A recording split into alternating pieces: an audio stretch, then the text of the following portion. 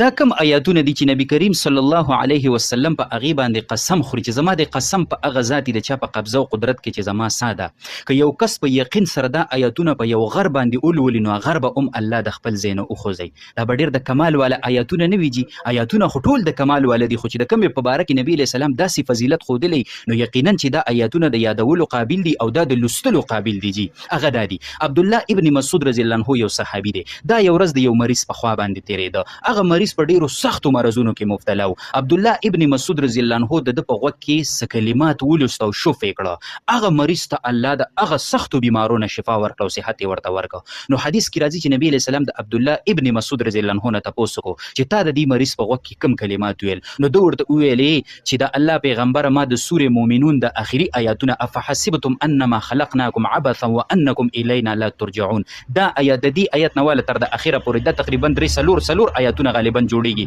دا مې پکې ولوستو. نو نبی علیه السلام مبارک د دې په جواب کې ویل زما د قسم په هغه ذات د چا په قبضه او قدرت کې چې زما سا ده، که دا آیاتونه چا په یقین سره په یو غر باندې ولوستو نو هغه غر به الله د خپل ځای نه وخوځوي. نو ای زمارونو دا نبی علیه السلام د دې آیاتونو هغه زور او کمال وښودو چې کله سړی په پوره یقین او په پخې عقیدې سره په یو غر باندې ولولي نو نبی علیه السلام پې قسم خوري د الله په ذات چې هغه غر به الله د خپل ځای نه وخوځوي. نو تاسو وایئ چې د غر غوندې لوی او دروند څیز دا خوځولی شي د دې آیاتونو کمال او برکت دا دی د الله په فضل سره، نو آیا یو بیمار ته او یا یو تکلیف او یو نقصان هغه به د دې په برکت سره دفع کېږي او که نه به دفع کېږي؟ نو په پوره یقین سره او په پخې عقیدې سره دا آیاتونه وایي، په دې لاسو شف کوئ، په خپل بدن یې مراکاږئ، او که کوم مریض در کره دی، کوم بیمار در کره دی، که هر قسمه بیمارۍ کې مبتلا دی، که دا آیاتونه ورته په دې غوږ کې لوستی شي، په غوږ کې ورته لولئ، ځان سره یې لولئ، په دې غوږ کې ورته شف کوئ او یا پې ورله اوبه دموئ او په هغه مریض باندې چړقاوښئ او سکی یې پې کسکلی شي، انشاءالله د دې په برکت سره به الله جل شانه څه ورکوي؟